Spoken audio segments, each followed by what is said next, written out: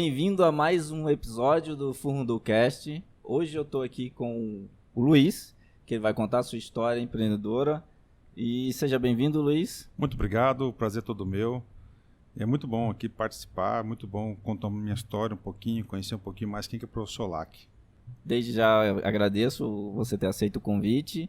E você é de Cuiabá? Sim, sou cuiabano. Minha avó, para você ter uma ideia, minha avó é lá de Poconé, né? Minha avó é poconeana. Minha mãe é cuiabana, todas as minhas tias são cuiabanas.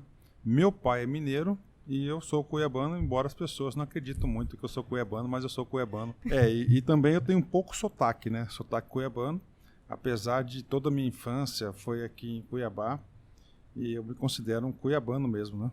Ah, bacana. Além de ser, né? Então você gosta de furndô?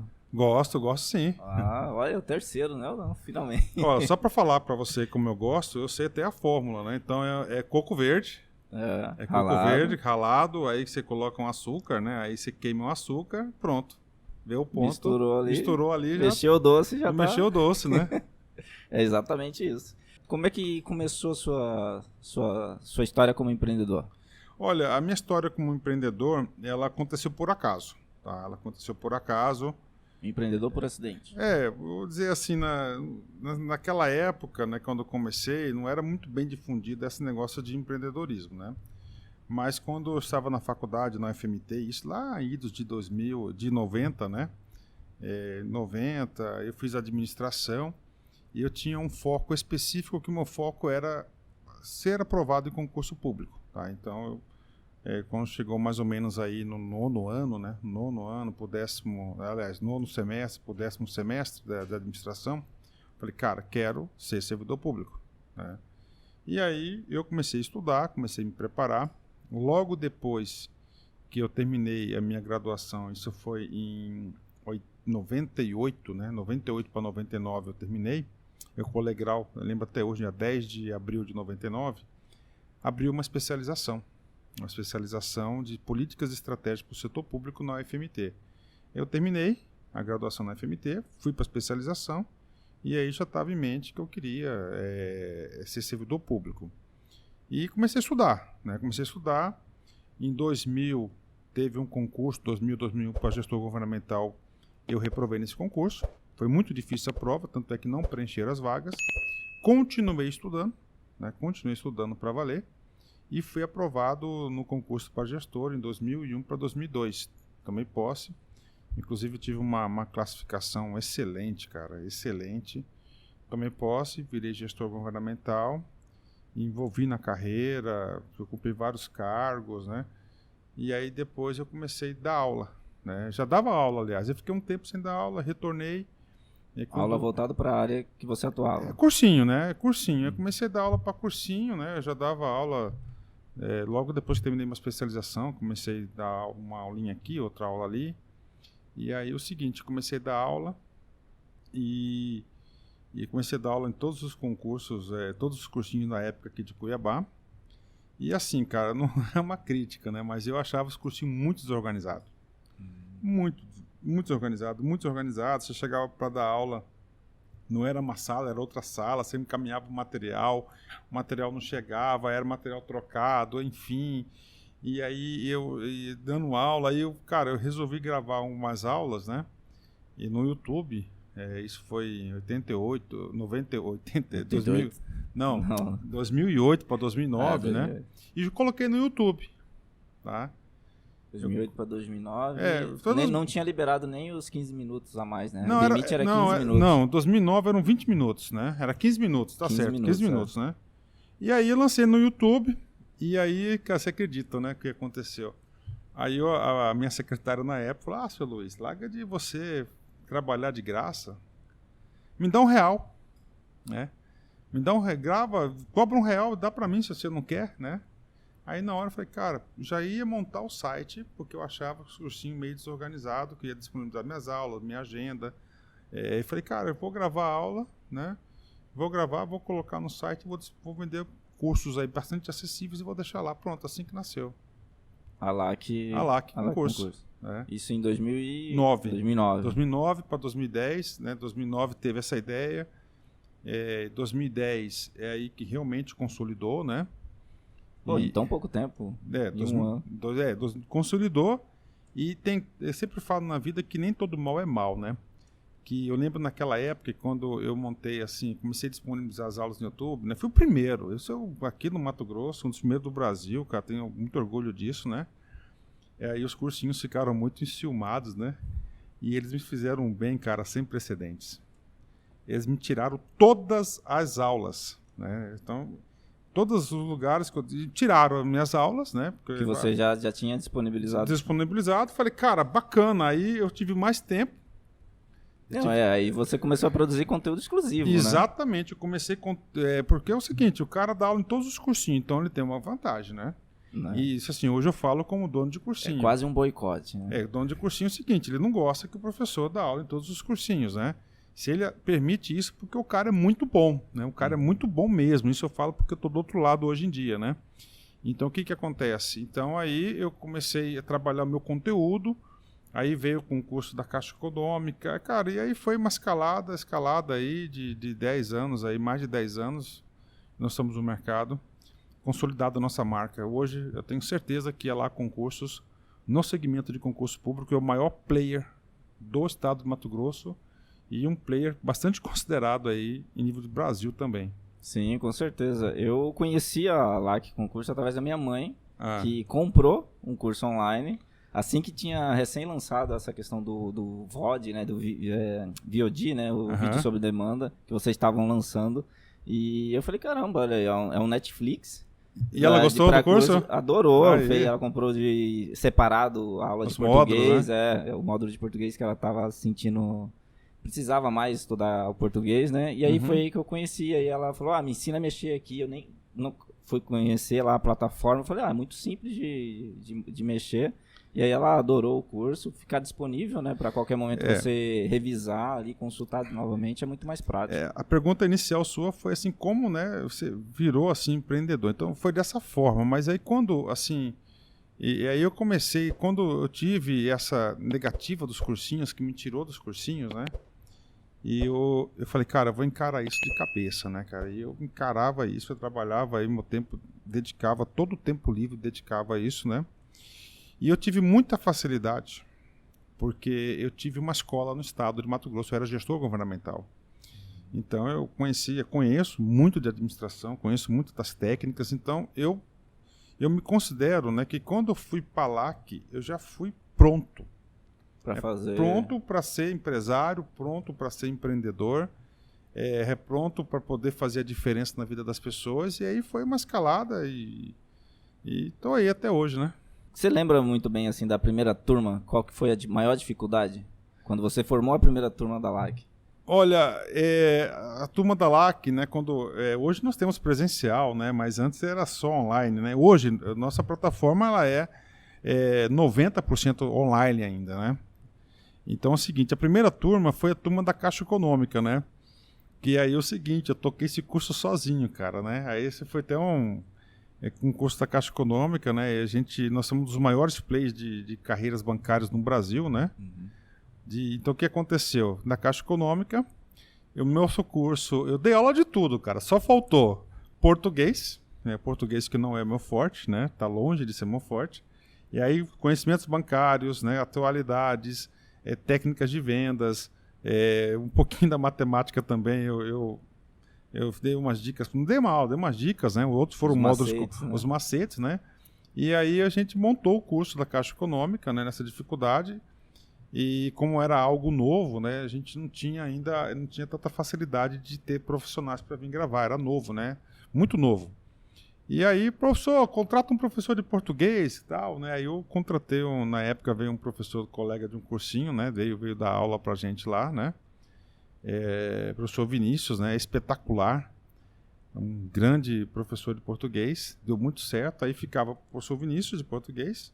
Tá? Aí eu era de outras, depois veio um de matemática e foi montando o quadro. E como é que foi, assim, você é professor, deu aula, Sim. Né? Como é que foi a maior dificuldade da diferença de dar aula presencial para dar aula para vídeo? Porque não necessariamente um bom professor presencial vai ser um bom professor em vídeo. Não, são coisas diferentes, né? Uhum. Eu sempre falo assim, você numa sala de aula é diferente. Você tem todo o domínio da sala de aula, você está vendo as pessoas que estão ali se assistindo, né? A reação delas. A reação delas, a interatividade, a interação ali. Agora, o vídeo não, né? O vídeo, o professor, primeiro que não tem esse contato, tá? Além de não ter esse contato, o professor tem que se preocupar, que eu chamo índice de audiência. Tá? Então, ele tem que reter a audiência. Então, no vídeo, o cara tem que ser muito melhor do que no presencial. O cara tem que ter muita alta confiança. Porque ali você não tem um feedback. E quando você está em sala de aula, você tem um feedback na hora, né? Você sabe da reação não verbal do aluno, se ele está entendendo o assunto, se ele gostou, se não gostou. E ali não, no vídeo você tem essa perspectiva, né? Eu já tive vários casos, né, de professores super estrelas no presencial que não conseguiram gravar vídeos, né? E já tem um caso também que professores, todo mundo começa no presencial, né? Sim. Esse é o caminho correto. Que depois que ele acostuma com online, não consegue voltar mais para o presencial, ele só tem a adaptação ali do online. Aí eu sempre falo o seguinte, né? Estratégias, né? Estratégia do negócio ali, do know-how, do conhecimento, né? O professor, quando ele vai gravar uma aula em vídeo, ele tem que fazer o seu planejamento, que eu chamo roteiro de gravação. Ele tem que ter um roteiro. E lá na LAC, nós exigimos que ele faça toda a aula dele em PowerPoint. Por que isso em PowerPoint? Professor de PowerPoint, alto lá, não é bem assim. Ali retrata o plano de gravação dele, ali dá o norte. Então, se a carga horária para aquele assunto é de 40 minutos, então ele vai ter que planejar o conteúdo para 40 minutos e pela quantidade do PowerPoint do conteúdo ele consegue dosar. Então, você pode acelerar? Pode acelerar. Então, primeira coisa, o cara vai gravar um vídeo, né? Ele tem que ter um planejamento de gravação, que é o plano de aula. Uhum. Se ele não tiver isso, você pode ter certeza que ele vai se perder no próprio vídeo.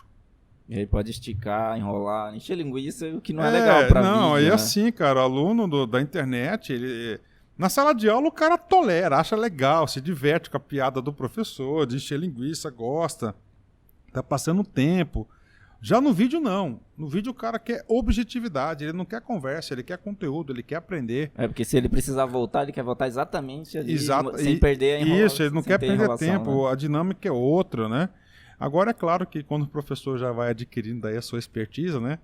Ele é direto ao assunto, ele consegue dar até umas deixas aí, umas piadinhas, contar algum caso, algum outro, entendeu? Sim. Então ele já consegue de forma natural, não forçada e... Como eu te falei, ali... Não fica mecânico, né? No vídeo, o professor tem que reter a audiência. Tanto se você me permite, que, por exemplo, ano passado nós tivemos aí a pandemia. Praticamente todos os estabelecimentos de ensino do Brasil, acho que, quiçá do mundo, né, a maioria dos estabelecimentos, tiveram de uma forma ou outra migrar para a plataforma online. Uhum. Todos aqueles professores que passaram pela LAC deram show. Deram show por quê? Porque ele já tinha vivência, já tinha experiência. Então eu fiquei muito feliz com essa informação, do feedback que eu tive com os colegas, né? Luiz, você falou que sua mãe é de Poconé, né? Minha avó é de Poconé. Sua avó é de Poconé. Minha mãe é cuiabana e eu sou cuiabano e meu pai é mineiro. Seu pai é mineiro. E essa veia empreendedora vem da família ou você é o que despontou da família? Assim? Eu sou o único da família, né? O único empreendedor? O único da minha família, né?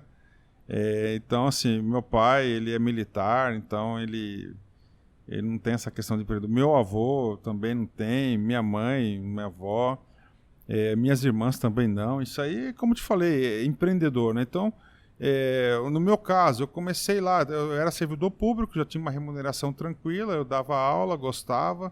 Eu quis me aperfeiçoar nisso, né? Eu quis fazer o meu melhor, então eu quis montar um site. Eu acho que assim, o cara é empreendedor, então ele quer empreender. Empreender por empreender, ele vai dar errado.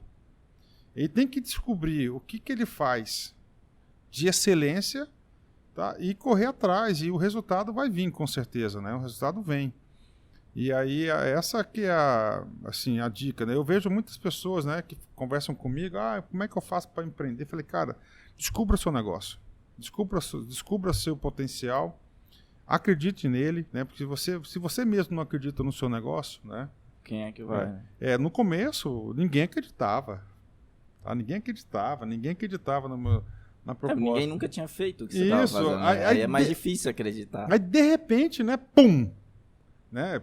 Programa VIP, não sei o que, tal. Aí, opa, né? Aí as pessoas passam... Olha ele aqui de novo, né? Aí o que acontece? Antes, isso é natural. Eu vejo o seguinte, as pessoas não davam valor. Né? Eles não consideram. Aí depois que eles começam a enxergar a musculatura, começa a ter noção dos resultados que nós atingimos, né? Você pega, vou dar um dado para você. Nós já tivemos mais de 180 mil alunos matriculados na Lá Concurso. 180 Isso mil. Em um ano ou em um curso? Desde a fundação. Desde a fundação. Tá? Desde a fundação, 2010, 11 anos, cara. 180 mil. Mais de 10 mil alunos por ano. Aí eu pego assim, cara, tirando essas grandes universidades, né? Unic, Univag, o FMT, será que eles passaram por lá 180 mil pessoas? No mesmo período? No mesmo período? Não, com certeza. Alguma escola particular aqui, algum cursinho aqui conseguiu chegar a essa marca, será? E esse é o grande diferencial do online, né? Porque a escalabilidade é muito maior. Muito maior e aumenta o custo, é claro, mas é muito menos comparado com uma estrutura assim, física. Hoje eu vejo o seguinte, né? Eu aprendi a fazer negócios, né? Eu era servidor público, um burocrata, entrei na LAC e eu demorei muito tempo a enxergar que, na verdade, eu não era somente professor, sou empresário, tá? Sou empresário, né? Então, o que acontece? Sou empresário, né? Então, hoje eu vejo o seguinte... Quando que você entendeu isso? Eu entendi o seguinte, que quando você começa a empreender e as coisas começam a dar certo. Mas eu tenho um momento chave, né? Por exemplo, eu era gestor governamental do Estado de Mato Grosso, fui aprovado em 2º lugar no concurso. Esses dias encontrei um colega meu, né? E, eu falei, cara, quanto que está o subsídio, né? Falou, cara, como a gente entrou na mesma época, né? No mesmo dia tomamos posse. O que é subsídio? Subsídio é o salário, né? A remuneração, né? A remuneração do servidor público no Estado é paga por subsídio, né? Com amparo no artigo 39, parágrafo 4º da Constituição, né? E aí, o que acontece, né? Ele falou, cara, você estaria ganhando tranquilo uns 32 mil reais, né? Se você tivesse continuado... Se eu estivesse lá, né? Em 2013, eu fui emparedado, né? Eu falei assim, cara, a LAC está precisando de mim, dedicação exclusiva, e eu não posso ser servidor público, tá? Eu não posso ser servidor público e também proprietário da LAC. Eu não posso ter atos de gestão, né? Se eu fosse um porcaria, um sem vergonha, até poderia. Colocava o nome de uma pessoa lá que, né, trabalharia aí nos horários vagos, né, tal, né? Mas não é meu perfil, né? Aí eu pedi exoneração do cargo. 2013.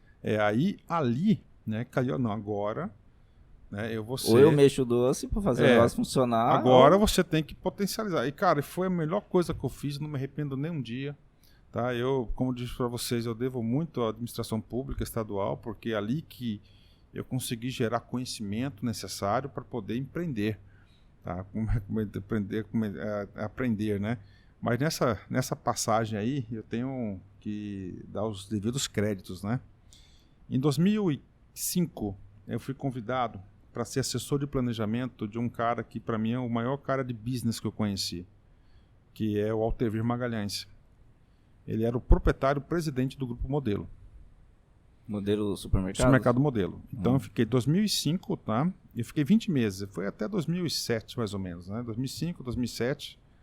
Entre 2005 e 2007, 20 meses que eu tive contrato com eles. Eu pedi uma licença do Estado e fui para lá, né? E lá... eu falo, poxa, cara, eu sempre trabalhei em área pública, né? É ali iniciativa privada, é resultado, é meta, é capitalismo, tem dono, né? Tem patrão, não tem chefe, né? Porque no Estado você não tem patrão, você tem chefe. Sim, e que muda de a cada gestão. O cara está chefe. Exato. Ele está chefe. Lá, daqui a um tempo, esse cara pode ser subordinado seu. Então, você tem toda essa roda que gira, né? E eu trabalhei com ele, cara, e foi muito importante ter trabalhado com ele, tá? Eu era assessor de planejamento. E ali eu falei assim, cara, quando eu fui, tava com esse temor, né?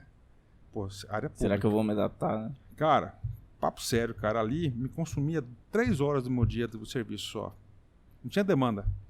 Estava tão preparado, né, que 3 horas eram suficientes. Para resolver o que tinha que Para dar resolver resultado. no dia. Não, resolver, dar resultado, gerar lucro, né? Ali eu pude entender um pouco da lógica do capitalismo. Ali eu pude entender um pouco da lógica, porque o dinheiro pensa, tá? O dinheiro raciocina. Né? Como que é isso? Né? O dinheiro raciocina, cara, ele tem uma racionalidade. Tá? Por exemplo, o dinheiro não acende vela para defunto. Tá? Não rasga, entendeu? Então o dinheiro ele vai buscar sempre as melhores alternativas. Tá? E quanto menos dinheiro você tem, maior você busca a racionalidade de aplicação. Então essa é a lógica, tem a lógica, né? Então o que acontece? Eu aprendi isso no supermercado Modelo, trabalhei 20 meses lá, voltei para o estado, aí eu comecei a dar aula, empreendi e consegui aplicar esses conhecimentos na LAC Concurso. Na LAC. E quando foi o momento que a LAC foi crescendo e você começou a abrir outras frentes, né? Outros braços como empreendedor? Aí a gente começa a enxergar, né, alternativas, né? E aí a gente começa a enxergar alternativas. Eu sou professor de administração, dou aula de empreendedorismo também na LAC, né? Então a gente começa a ter uma visão, né? E aí, o que acontece? A gente tem sempre alternativas. A gente tem alternativas, né? Tem possibilidades. Vou dar um exemplo para você. Eu fui fazer uma parceria uma vez. Eu tinha a LAC Concursos antes da sede própria. Então nós tínhamos a LAC Rio, que ficava lá na Zona Sul, lá em Copacabana, e nós tínhamos LAC Brasília. Por que nós tínhamos essas 2 unidades fora de Cuiabá?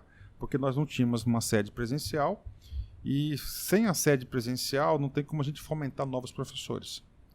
Então tivemos ali necessidade de buscar professores de fora e outros estúdios em outros estados, né? Foi muito bom. Aí numa dessas idas eu conheci um cara lá em Brasília, um cara grande pra caramba, né?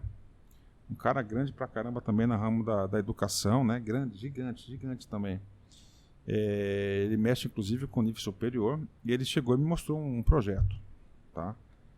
Luiz, olha aqui, esse projeto aqui é uma clínica popular. No avião de volta você lê o projeto. Aí eu li o projeto, eu entendo, eu olhei os índices, cara, o negócio me convenceu. Falei, cara, isso aqui vai ser... Números não mentem, né? Não mentem, cara, e assim, não só números, né? A proposta, entendeu? O conceito, né? Então era clínica popular. Eu falei, cara, tá aí, meu. Eu vou comprar isso aqui. Comprei essa franquia e eu fiz uma franquia, e aí eu fiz uma clínica popular, que na época foi a Dr. Med. Tá? Fiz a Dr. Med, ela ficava ali do lado do NeoDNA, na Avenida do CPA. Sim. Na frente de um posto ali, né? E aí, cara, deu super certo, né? E aí chegou um momento que eu falei, cara, esse aqui tá consumindo muito tempo meu. Aí eu vendi ela. Então, quer dizer, foi uma oportunidade de negócio. Tá? E assim, nossa vida de empresário, a gente adquire muita experiência, né? O cara é empreendedor, o cara tem diversos ramos, né? Então o cara tem que enxergar o seguinte, cara, você tem que saber a hora de entrar. E o mais importante de tudo, na hora de sair. Se o cara chega assim e fala, não, olha, já deu o que tinha que dar, eu tenho que seguir outra coisa. Então essa sabedoria da hora de sair é muito importante. Sim, e é muito difícil conseguir essa sabedoria, né? Principalmente para quem está começando, porque a gente se apaixona pelo que a gente faz.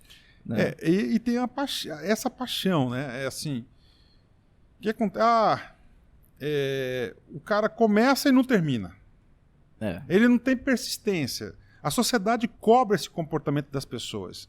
E nós sabemos que nós temos grandes líderes, grandes empresários, grandes vencedores aí, que foi pela persistência, né, que ele conseguiu o resultado.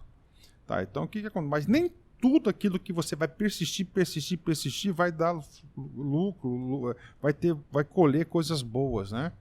Às vezes, o ato de você persistir vai te arruinar cada vez mais. Isso é a maioria esmagadora dos casos.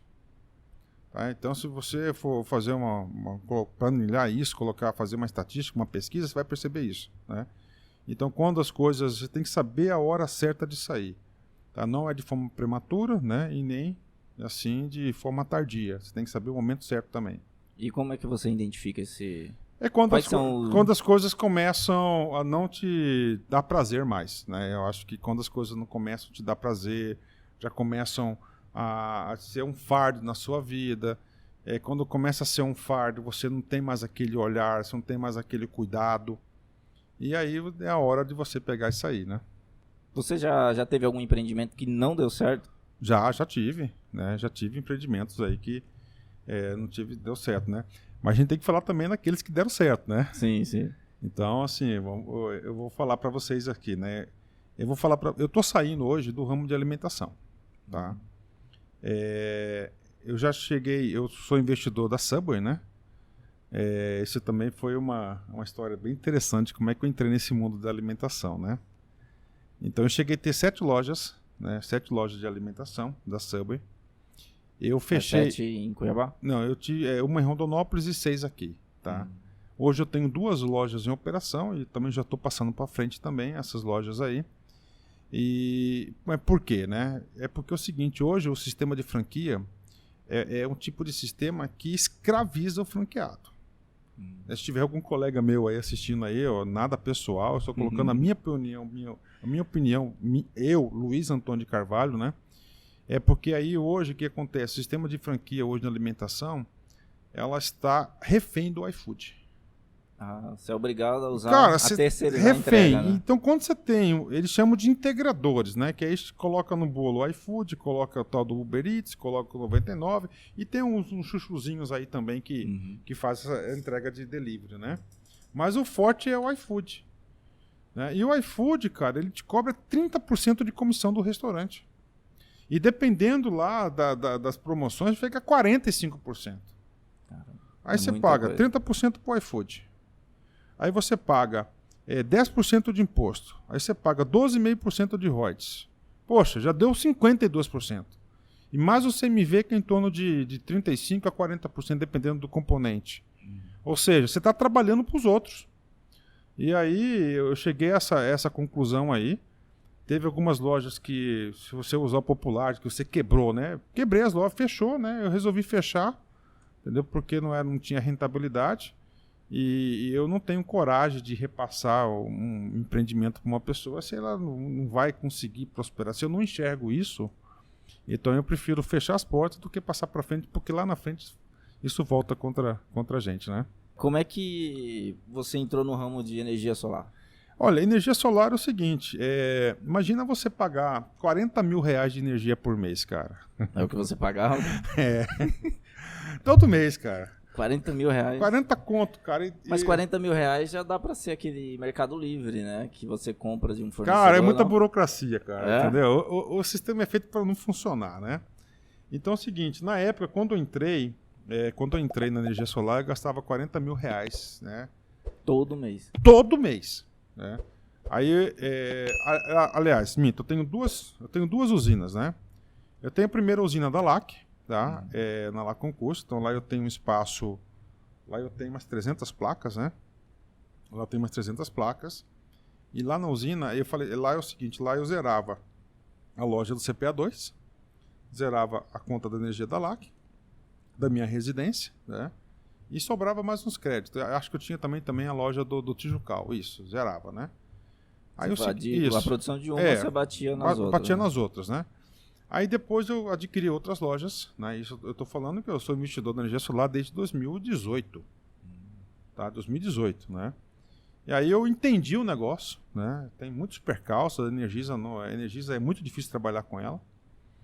E aí, quando cheguei, falei, cara, eu tenho que fazer um outro investimento porque eu estou pagando 40 conto de energia solar. Aí eu fiz na Estrada do Manso, eu tenho lá uma estrutura até significativa, né? E com possibilidade de ampliação, eu montei uma outra usina, certo? Eu montei uma outra usina lá. Que aí você produz para o sistema. Produzo para o sistema, né? E a vantagem foi o seguinte, por exemplo, quem consome isso? As lojas que eu tinha, que eu passei para frente, né? Elas estão consumindo a própria energia. Então, hoje eu já tenho um rendimento disso também.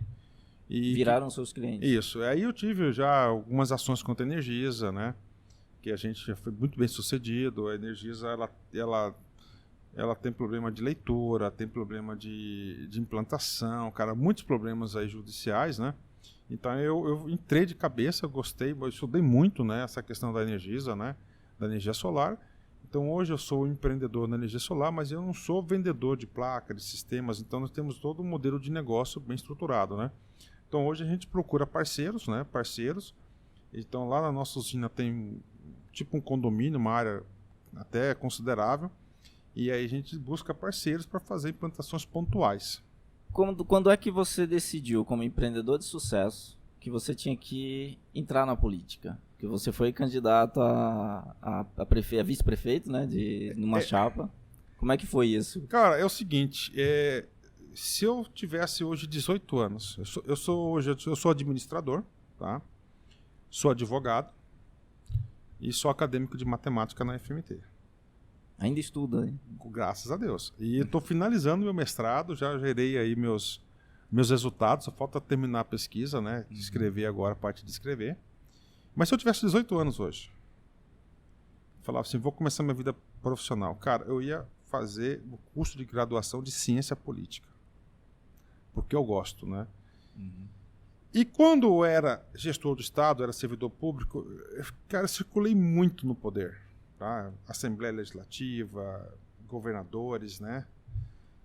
Secretários de Estado. Cara, existia muita gente, cara, entendeu? Muita gente.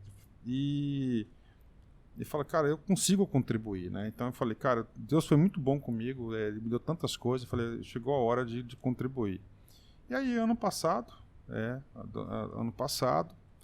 perto da LAC, fui almoçar ali no japonês, né? Encontrei um amigo meu chamado Pedro Velar. Ele falou assim, pô, Luiz, eu sonhei com você, né? Cara, como assim, né, cara? Aí, não, é que é o seguinte, eu tô no PRTB, vai ter aquela eleição suplementar. E antes do cancelamento, lembra que teve um cancelamento, depois teve... Foi junto... por causa da pandemia, da pandemia, não tava podendo fazer, tal, né? E nós estamos precisando de um suplente. Aí eu, descrente, né? Sempre tive a vontade, né, de ir... antes disso, tá? Antes disso. Em 2016, 2014, 2015, eu queria ser candidato, tá? Eu procurei um partido pequeno. Aí eu só me reservo aqui não falar o nome da sigla, né? Aí cheguei no nome na sigla lá, o cara chegou e falou assim, não, tudo bem, Luiz, beleza. Você me dá 200 mil agora, certo? E 200 mil após a lavratura da ata da convenção. Caramba. Isso só para você ser... candidato. Eu falei, comigo não funciona assim. Era para ser candidato a prefeito? Era. Caramba. Falei, cara, para mim não funciona assim, né? Me acho preparado para isso, eu acho que eu tenho muito para contribuir para nossa cidade, né? E muito a contribuir, eu tenho essa experiência pública, empresarial, eu acho que dá para a gente fazer um bom trabalho. E eu desisti. Aí teve essa oportunidade. E quando eu cheguei nesse dia lá da reunião lá do Senado, da senatória, o finado Samuel Lemos, que era o presidente do PRTB na época, né? Aí a gente conversando assim, ele pegou e falou assim, aqui você vai ser meu candidato a prefeito de Cuiabá. Aí eu concordei com ele, cara, entendeu? E aí ele botou seu nome lá. Aí foi, cara, e aí foi a sementinha, né? Aí eu já não fui mais, o suplente, né? Porque o candidato ao Senado era para ser o Galvão da ProSoja, né? O Galvão, né? O agricultor. E não foi ele não saiu. Aí o partido fez uma coligação, entendeu que não deu certo. Aí eu vi que o partido as coisas não estavam andando muito bem. E aí o que aconteceu? Eu entrei para dentro do partido. O partido estava todo estourado, cara, tudo irregular, sem prestação de contas, não estava regular no TRE, a sigla não estava apta, né? E aí eu passei por um processo de reestruturação do PRTB. Organizou o partido? 100%. Eu tenho certeza que nas eleições do ano passado o PRTB foi um dos partidos que fez bonito, né? E aí, até então, era para a gente sair, né, candidato a prefeito. Tá? Como titular. Como titular. Nosso partido se estruturou para isso, né? E aí nessa questão da senatória, aí tem o Reinaldo Moraes, que ele saiu para o senador, né? Ele foi para senador. E o acordo era mais ou menos assim, né? A gente indicava um primeiro suplente, que foi o Gilberto Catani, que inclusive ele é deputado estadual hoje, né? E eles indicariam o PSC a vice da minha chapa. E aí fechou. Faltando 2, 3 dias Pro anúncio. para terminar o prazo das convenções, O que aconteceu? não houve indicação do partido de lá. O PSC não indicou? Não indicou. E aí, cara, para você arrumar um vice tipo em 48 horas... É difícil. É difícil, não tinha nem condições de conversar com outro partido, né? E aí chegou o seguinte, né, cara, todo aquele nosso sonho de contribuir, cara, assim, eu queria colocar meu nome nas propostas, eu escrevi o plano de governo, né, em várias reuniões a gente fez isso, né, e aí não deu certo.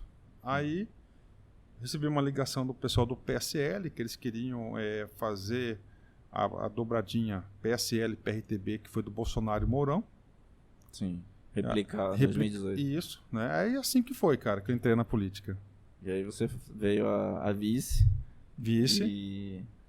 E aí, mas não concluiu, Não, né? não concluí porque é o seguinte, né? Eu tenho meu sistema, entendeu? Eu tenho meu sistema de trabalhar e houve incompatibilidade com até então candidato a prefeito. Falei, cara, aqui não dá pra mim. Eu falei, cara, melhor sair, deixar aí pra você aí, você escolhe outra pessoa aí da sua confiança e vida que segue, você segue sua vida, eu sigo a minha, assim foi. E você pretende voltar? Jamais. Não quero, mais? Não quero. Eu falo que sou um político aposentado, cara. Mas nem assumir um cargo ainda? Não, mas, cara, olha, eu fui secretário de Estado, pô. Chegou a ser secretário. Então, o que acontece? É muita decepção também, sabe, cara? Assim, por exemplo, nessa caminhada do prefeito, né? Pequenas coisas. Por exemplo, assim, aquele perforade, aquele outdoor que você coloca atrás do carro. Sim. Tá? Época de eleição, o preço inflaciona um pouco mais. E tem uns candidatos a vereadores que eu dei apoio para todo mundo. E aí você pega e compramos o perforate, né? Compramos. Aí teve uma reunião que os candidatos chegaram e falaram, Luiz, professor, cara, eu não estou conseguindo colocar, mas por quê? Não, é porque, né, a pessoa se recusa a colocar um perfurante de um candidato e não recebeu o combustível da semana. Certo? Então, assim, isso eu vi, né? Então, isso eu vi, falei, cara, o sistema é um sistema que eu prefiro ajudar a sociedade com a LAC, né? Trabalhando na parte de educação, fazendo aí o meu dia a dia. Eu prefiro andar nesse sentido aí. Você gera mais resultado assim, né? Eu gero mais resultados, eu tenho mais tranquilidade, eu tenho paz de espírito, né? E vida que segue. Vida que segue, cara. E, assim, daqui pra frente, como é que você vê o crescimento da LAC? Olha, teve a pandemia, né? Então teve a pandemia. Você cresceu muito na pandemia. Na pandemia houve a questão da política, que eu tive que me afastar um pouco do comando das minhas empresas, né? Isso no primeiro ano da pandemia, 2020, né? Ano passado, né? E o que acontece? Eu me afastando um pouco dos meus negócios, né? Com certeza aí a gente passou por algumas dificuldades, né? Ainda mais da pandemia. Mas voltando um pouco ao lance da política, né? Então eu me quis dar 2020. Entendeu? Eu falei, cara... Você se doou? Doei. Falei, cara, 2020, né? Tá aí, né? Eu tenho condições de me autofinanciar? Tenho. Certo? Tenho. Tá? É um sonho, sim. Eu me conheço, cara. É tipo de coisa. Se eu não fosse naquele momento, lá na frente, de alguma forma eu iria. E aí eu encontrei uma casa, encontrei um partido, né? Que me abriu as portas, né? Pessoas sérias, pessoas honestas, pessoas que compactuam com a minha integridade. Hoje sou um partido muito tranquilo, cara, né? Um partido de princípios, cara. Entrei, aí eu fiquei. E aí, na pandemia, então no processo da pandemia, e tanto é que eu retornei assim 100% para a LAC a partir de maio desse ano. Maio de 2021. Maio de 2021. E de lá para cá a gente tá numa tocada aí gigante, né? Mas falando da pandemia, para nós foi muito bom, que criou-se um hábito da sociedade em assistir videoaulas. Quem não assistia passou a assistir. Passou, não tem jeito. Né? Então isso mudou um pouco a visão de videoaula, né? Mudou um pouco a visão da videoaula. Então isso está sendo muito positivo para o nosso negócio, né? E a gente tem várias campanhas. Nós já somos o maior player aqui de concurso aqui do estado de Mato Grosso. Eu acho, se você perguntar para qualquer pessoa aqui, em concurso público, quem que você vai lembrar? Ah, com certeza. Eu acho que a gente vai estar sempre na... Top of mind de vocês. Então, o nosso maior, que mais investe em tecnologia, mais investe em mídia, né? Mais entrega conteúdo na internet. Nós temos... Agora, o nosso canal do YouTube cresceu bastante, viu? Desde 2009. Não, durante a pandemia. Durante a pandemia. Durante a pandemia... Teve um salto de crescimento. Por exemplo, o nosso canal hoje, né? Hoje ele tem aí em torno de... no mínimo 25 mil views por dia. Caramba, bastante. Antes da pandemia, nosso canal tinha em torno de 10 mil, 12 mil dia. Colocando normal, nem uma véspera de concurso, né? Então dobramos. O diário. Aí você coloca o nosso curso online. Cada vídeo nosso tem um link para você se matricular. Então você tem 20 mil, 25 mil views por dia. Que você está apresentando o seu produto. E os nossos vídeos têm altíssima audiência no YouTube. Isso cria uma demanda bem grande, assim, né? De recompra, né? Você tem esse dado? Quantas pessoas recompram os cursos ou novos cursos que vocês lançam? Olha, eu tenho isso, mas de cabeça aqui eu tenho meu relatório diário.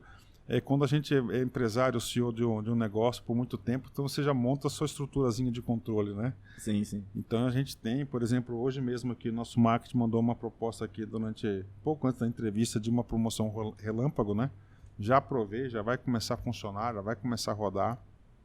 Isso promoções relâmpago nas redes sociais que você atua, né? Funciona. Foi muito difícil você entrar das redes sociais com esse negócio de stories? Porque quando você começou não tinha, né? Olha, cara, eu tenho um Facebook desde 2008.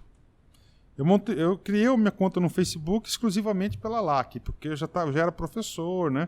Aí aquele processo de 2009, né? Então eu acompanhei todas essas evoluções, né? Mas toda empresa, ela se especializa em uma rede social.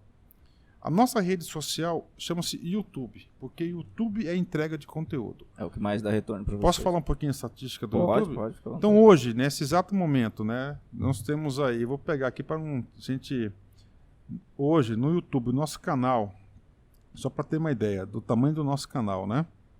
Nosso canal aqui do YouTube, né? Nós temos, tá sem internet, né? Eu coloquei aqui no modo avião.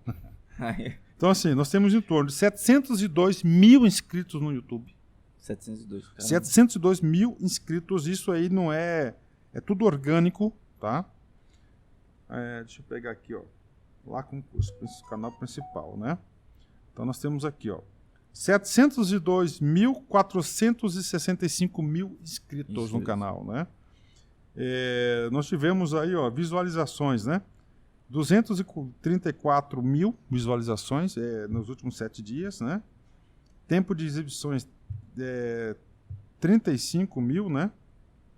Cara, então é um 35 canal... mil horas.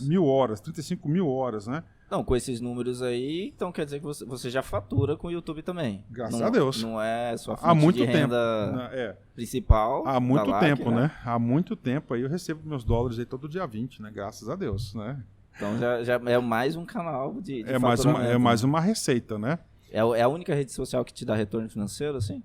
Não, assim, como renda passiva Então, o nosso canal do YouTube, nós temos 702 mil inscritos, nós temos mais de 100 milhões de views, nós temos mais de 15 mil vídeos. Daí toda semana a nossa meta é de colocar entre 30 a 50 novos vídeos por semana no YouTube, tá? O rendimento desse mês deu uma quedazinha, porque a gente foi vítima de um ataque aí cibernético no canal lascado. Graças a Deus consegui recuperar isso aí.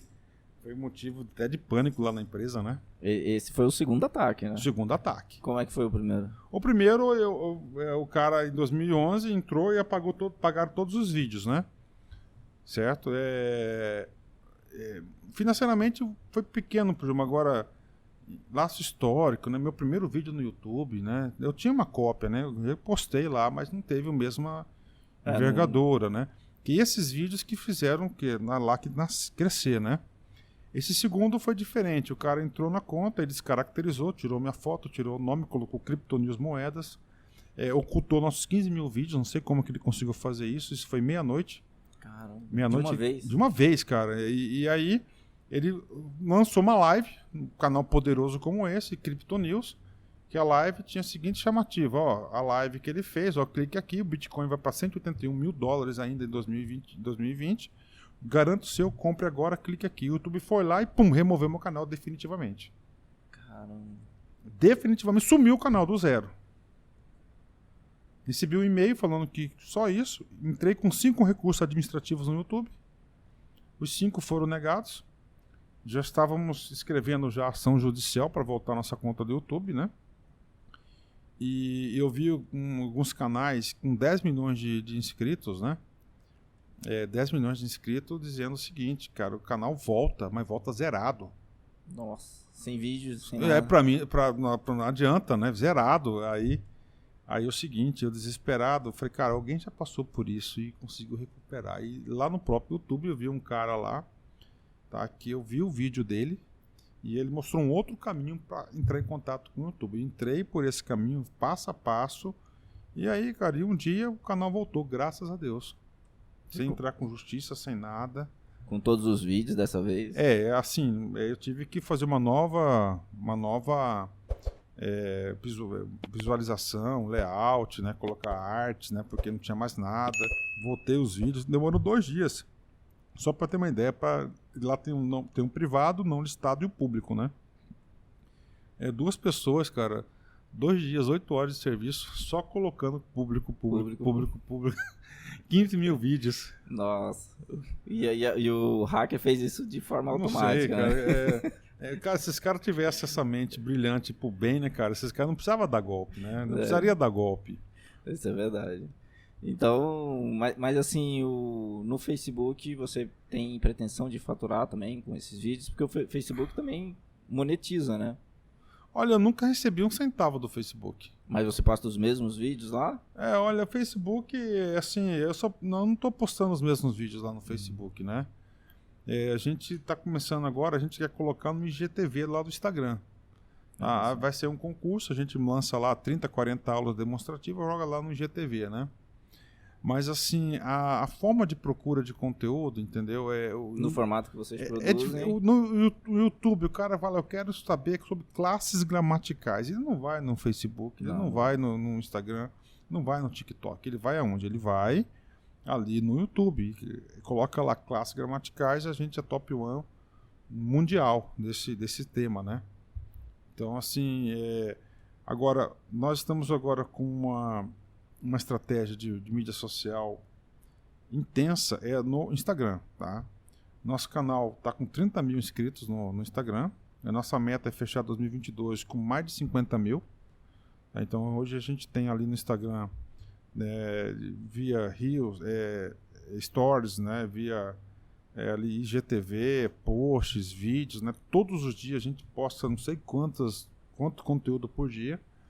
Então hoje eu já estou começando a ver uma outra fonte de renda que é o Instagram, mas não para trazer lead, né? Trazer lead. Sim, trazer o consumidor qualificado ali que pode consumir o seu produto, né?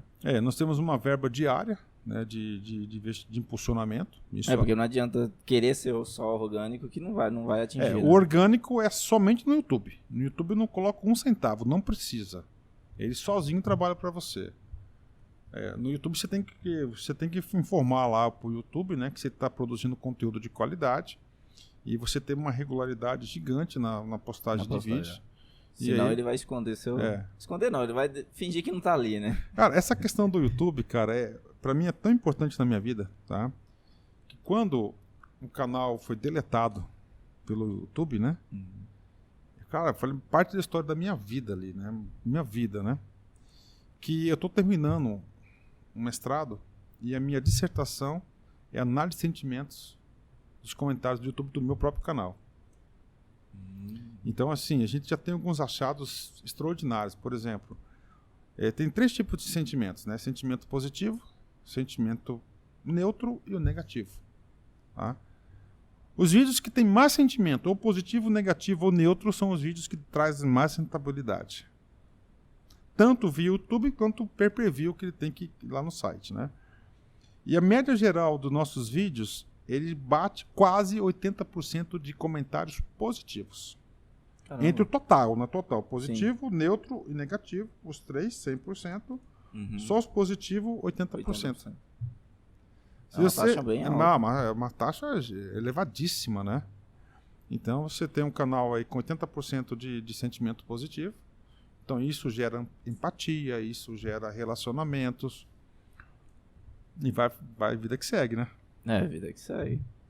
Luiz, você era concursado quando você começou a empreender, né? Então você tinha uma certa estabilidade. Certo. Mas empreender sempre demanda recursos maiores. Como é que foi, assim? Você conseguiu empréstimo? É boa pergunta, né? Essa é uma dica que eu dou aí pra galera. Cara, crescer com sustentabilidade. Tá? Esse é o segredo, cara, porque você cresce sem preocupações, né? Na LAC, tá?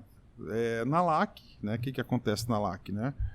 Eu comecei com minha remuneração, montei um estúdio lá em casa com meus próprios rendimentos, e aí a partir do momento, né, por exemplo, que você fazia uma campanha, que você vendia os cursos, que entrava o dinheiro, e eu reservava até hoje eu faço isso, né? Então, dificilmente você vai encontrar um mês que na LAC a gente não tem algum tipo de investimento, tá?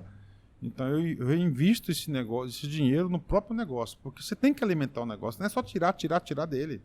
Não é só sugar. Não né? é só sugar, você tem que investir lá alguma coisa, você tem que sempre estar inovando, trazendo. Então eu não utilizei nenhum tipo de recurso público, graças a Deus, e pelo contrário, né? Eu não gosto de dinheiro público, tá? Eu já trabalhei no Estado, eu vi como é que é a complexidade disso. Tá? Então, não é para mim. Então, não tem nada disso de dinheiro público, né? Isso eu tenho bastante orgulho. Capital privado, né? O capital privado, até antes da pandemia, eu não tinha nenhum empréstimo.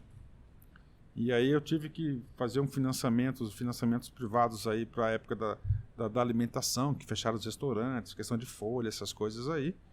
E então, por exemplo, o investimento que eu pago hoje, né? Energia solar. Então eu fiz o financiamento das placas, mas todo mês entra o dinheiro, tá? Todo mês entra o dinheiro e eu pago o financiamento tranquilo, tá? Eu pago o financiamento tranquilo, então tem essa parte, mas é crescer com sustentabilidade. Então você tem que crescer com sustentabilidade. Eu não acredito em negócio, cara, que é o seguinte: eu vou montar um bolichinho um comérciozinho lá, não sei, de pizza, por exemplo. Aí o cara já começa pegando o dinheiro de banco sem conto. Nossa. Tá tudo bem, você vai pagar daqui 3 meses, cara. Cara, você nem testou o negócio, cara. Você tá colocando, não vendeu nem a primeira pizza. Você tá colocando seu CPF em jogo, meu. Você tem que ter os pés no chão, cara. Então você tem que começar devagar, um passo atrás do outro, cara, e vai caminhando. Crescer com sustentabilidade, analisar bem os investimentos, né? Onde que você vai ter rentabilidade, questão da despesa, né? Eu sempre falo o seguinte, cara, que nas empresas, por exemplo, 2014, cara, 2014 eu quase quebrei na LAC. O pessoal não acredita quando eu falo isso, né? 2014? 2014, mas eu tive um aprendizado fora de série. Despesa igual unha, cara. Ela sempre cresce. Ela sempre cresce, atenção, sempre cresce. Então, se você sempre tem que estar cortando. Senão você vai dar um arranhão sem isso, querer. Aí você. Então, o que acontece? Então, a partir desde 2014, que eu passei por essa experiência, né? Você tem que ter um controle rigoroso. Então, na crise que eu tive em 2014, eu aprendi isso. Que você tem que gerenciar suas despesas também. É claro, não é só a receita. A receita também ela é importante, mas a despesa também ela é muito importante. Então ela é igual unha, cresce todo dia, está crescendo um pouquinho, sempre tá ali vigilante em relação a ela. Dando o que não é necessário para ser sustentável no negócio, né? Sim. Porque senão você acaba dando um passo maior que a perna e quando você cai. faz, assim, cara, colega, empresário, empreendedor, cara, você tem que separar, cara, sempre o último dia do mês, ou o primeiro dia do mês, o segundo dia do mês, cara, para você olhar para o seu negócio, olhar seus números, pô, e aí? Né? Quanto que eu ganhei? Você tem que perguntar isso, não tem que ter vergonha não. Você coloca lá, cara, e assim, sem auto-engano, cara, é verdade real. Receita, despesa, reduz um, outro, e quanto que foi, né? Aí você olha, nem sempre a receita vai ser maior que a despesa. Nem sempre. Às vezes você investe, faz o investimento necessário que a despesa vai ser maior. Então você tem que ter esse sangue frio, tem que ter esse discernimento de fazer esse DRE todo mês, senão não vai prosperar. Tem que fazer gestão, que é muito difícil para quem está começando. Luiz, você teve recurso, né, inicial, você tinha um salário para você começar a investir, e para quem não tem esse salário ali, esse colchãozinho para tirar um pedaço. Olha, eu tinha meu salário, minha remuneração, mas não era essas grandes coisas, né? E assim, eu lembro muito bem, né, que o primeiro vídeo que eu fiz no YouTube, eu contratei um colega editão, né? Ele filmou e editou. Tá? Então ele filmou, ele tinha uma câmera mais ou menos parecida com essa aí. Ele pegou, gravei na sala de aula do antigo Aprovando, né? E editou. Eu paguei isso para ele e joguei no YouTube, né? E então o que acontece? Para quem não tem, eu posso dar dica, tá? Eu posso dar dica na internet. Tá? Eu quero empreender. Cara, você quer empreender? A internet, a conectividade, a internet tem várias oportunidades, né? Então você tem que encontrar o seu nicho, tá? Você tem que acreditar. Primeira dica, gente, evitar o máximo possível, tá? Emprestar dinheiro de banco de terceiros, tá? Ponto. Professor, eu não tenho recurso para investir. Cara, você tem que buscar recursos, né? Sempre uma coisa que eu aprendi muito, muito bem no modelo, né? Que no capitalismo você não trabalha com o seu dinheiro, tá? Você trabalha com o dinheiro dos outros. Por exemplo, no supermercado. O supermercado lá na época a regra era todo estoque tem que girar em 28 dias. Se não girar, é prejuízo. Por quê? Porque 28 dias é a data do vencimento do boleto. Tá? Então o fornecedor te entregou o arroz, você vai pagar daqui 28 dias, só que você tem que vender esse arroz em 28 dias. Então você está sendo financiado pelo próprio fornecedor. Então essa é outra dica. Procure buscar o seu investimento, né? Procurar que o seu fornecedor te financie a sua operação. E na internet você tem muitas coisas por consignação, cara.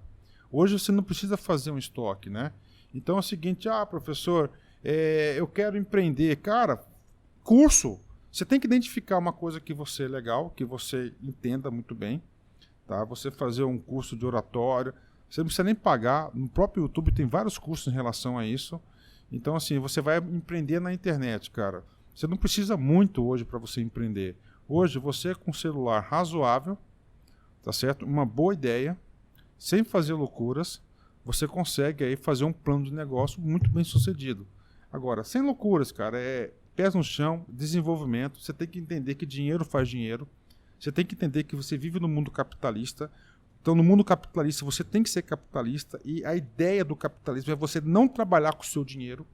Se você está colocando o seu dinheiro, tá? Se o seu dinheiro no negócio, alguma coisa está errado. Então, crescimento sustentável. Então, eu comecei com o mínimo de capital na minha casa, com o meu conhecimento, preparei minhas aulas. Aí, depois da Caixa Econômica, eu comprei minha primeira câmera, que está lá no museu na minha casa. Essa primeira câmera, ela trabalhou 3 anos com a gente. Caramba. Ela se pagou várias vezes, depois eu comprei outras câmeras, né? Investi nas pessoas para poder fazer, editar a aula. Antes eu fazia tudo. Tá? Então, assim, você quer empreender. Outra dica, tenta verticalizar. O que é verticalizar? O máximo de coisas que você pode fazer. Tá? Por quê? Você vai reduzir seu custo, você vai aprender a operação, lá na frente, quando você vai delegar para a pessoa como você sabe fazer aquilo, você consegue cobrar até mais resultado da pessoa. Sim. Otimizando o aprendizado dela. Otimizando. Outra dica importante é a política do ganha-ganha. Quando você colocar um serviço no mercado, ou um produto no mercado, você tem que entender o seguinte: o que o consumidor vai ganhar com isso? Qual o motivo que ele tem para comprar o meu produto? O que eu ganho com isso? Então, ganha-ganha. O cara lá tem que ganhar e você tem que ganhar aqui. Isso você vai criando o quê? Relações saudáveis. Aí uma relação saudável, ele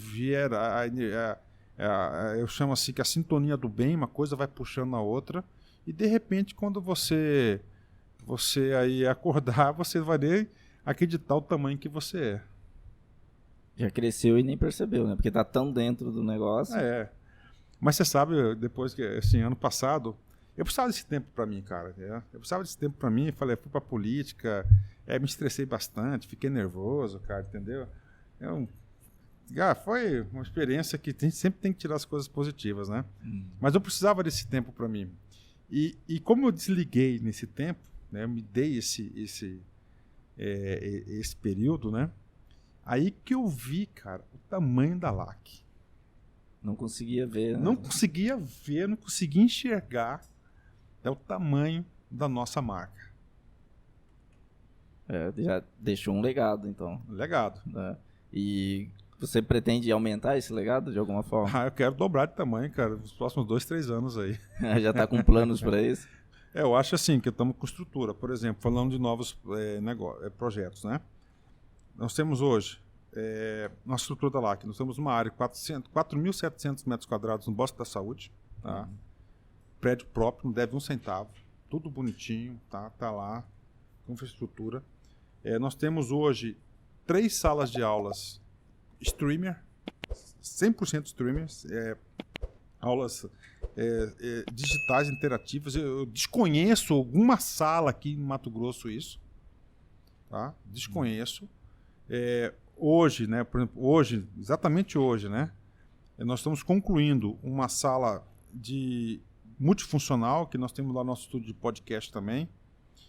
Vai ter estúdio de croma, vai ter de fotografia, que é uma grande necessidade, a gente tem uma imagem boa do professor, e uma sala de reuniões. Então a gente está sempre, nós estamos preparando, né, a estrutura.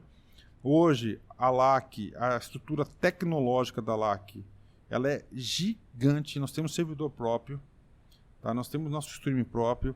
Então hoje nós temos a capacidade de ter 3, 4 mil pessoas ao mesmo tempo assistindo um vídeo. Sem cair. Sem cair. Tá? Transmissão ao vivo. Então, hoje a estrutura da LAC está preparada.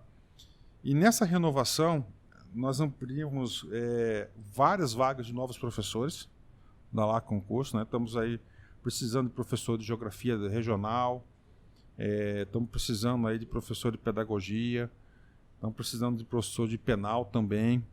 Então nós temos aí... Está contratando, então. Na verdade, nós não contratamos, a gente tem parcerias, né? Que quando você faz um vídeo... É por curso, né? É por curso. Nós temos uma questão contratual, tem uma questão de direitos autorais que a gente já pronunciou, né? Tanto é que aqui em Mato Grosso, aqui, até pessoas de fora do estado, quando tem alguma dúvida em relação a isso, eles vêm procurar a gente, eles perguntam como é que você lidar com isso. Já são referência. São uma referência. E, Luiz... É só você na LAC? Você que é o proprietário? Eu sou o único proprietário da LAC, né? Tem uma empresa... Tem algum sucessor? Eu tô tentando trazer meu filho, né? Mas eu acho que assim, eu acho que eu tenho muito gás para dar ainda lá. E seu filho faz o quê? Meu filho faz nutrição. Ele é de outro ramo... Mas ele empreende também? Não, ele tem 18 anos, cara. Tá novo agora. Então você tem muito gás para... Tem muito gás ainda, né? Para preparar o terreno para ele. Mas hoje eu tenho lá um gerente geral, né? Tem um gerente geral chamado Manuel, né? Que ele cuida do administrativo financeiro. Temos um investimento também em graduação, que hoje nós temos o Cláudio Brandão hoje lá, nosso braço direito, na parte de graduação, pós-graduação na LAC, que a gente está expandindo também para esse tipo de empreendimento educacional, né? Vai virar uma faculdade? Hoje nós já temos um curso lá de graduação, gestão pública, né? Nós começamos esse semestre, um pequeno embrião, né? E aí os resultados foram positivos. Já abrimos o vestibular para mais uma turma agora para o primeiro semestre de 2022. Nosso curso de graduação também em Direito, tá? A gente vai ter uma formação em Direito específica, né? Só que o nosso curso de Direito já tem uma tocada um pouco diferente, né? Por exemplo, o nosso curso de Direito. Cara, lá que é bom em quem? Concurso. Então, o cara que vai fazer Direito lá, o nosso foco, toda a estrutura do curso, todo dia que você entrar ali, o nosso foco é um só. Para você ser aprovado para delegado de polícia e para aprovação do CFO, que é o quadro de formação de oficiais aqui da nossa gloriosa PM. Então você já entra, você tem que ter graduação em Direito, tá? Você tem que ter graduação em Direito, e lá você vai ficar 5 anos lá, só como se preparando, né, para fazer o concurso de CFO ou delegado de polícia. Nossa, que bacana. Mais um braço empreendedor aí, educacional, né? Sempre na área educacional, que é o que você sabe fazer, né? O que eu sei fazer. Você gosta, né? de fazer.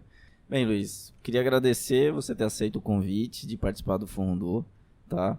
E foi muito legal conhecer sua história. Já eu te conhecia da mídia, né? Nunca tinha conhecido você pessoalmente. Foi muito legal o nosso bate-papo. Cara, muito obrigado aí pela oportunidade. Eu acho que espero ter contribuído aí para os empreendedores, né? Posso dar uma última dica? Pode, fica à vontade. Cara, você tem que viver o seu negócio, tá? Meu negócio é concurso público. Se eu falar para você, acho que você não vai nem acreditar. Toda prova de concurso que tem, eu faço a prova. Eu vou lá, me inscrevo. Você faz a inscrição? Vou lá, faço a prova. Esse ano já tive uma aprovação em primeiro lugar, entendeu? Vou lá, faço para quê? Para provar que funciona. Não, é para isso, para você testar o seu produto. Eu estudo pelas aulas da LAC. Então, aí eu sei, poxa, a informática, como é que está aqui, é suficiente. Então, isso é um exemplo de quê? É um exemplo de você viver o seu negócio. Gente, o dinheiro faz dinheiro. Só que ele não faz sozinho. Tá? Você tem que estar ali, tem que estar acompanhando, você tem que estar vivenciando isso. Tá? Eu não consigo enxergar um tipo de negócio que você não tenha essa dedicação. Você tem que dedicar ao seu negócio. Tá? Muito obrigado aí pela oportunidade e estamos à disposição aí para qualquer outro podcast. Com certeza. Onde é que quem estiver assistindo te acha? Assim, quais são os seus arrobas? Arroba LAC Concursos, né? No Instagram é mais fácil, né? E o professor quiser dar aula na LAC? Pode entrar lá, que o Juliano lá, nosso social media lá, já direciona lá o currículo pra gente analisar. Bacana, então. Esse foi mais um episódio do Fundo Cast. Se você gostou, curta, compartilha, indique para alguns amigos aí. Se você conhece algum empreendedor que gostaria de participar do Fundo, manda pra gente que a gente vai ver. E muito obrigado e até a próxima.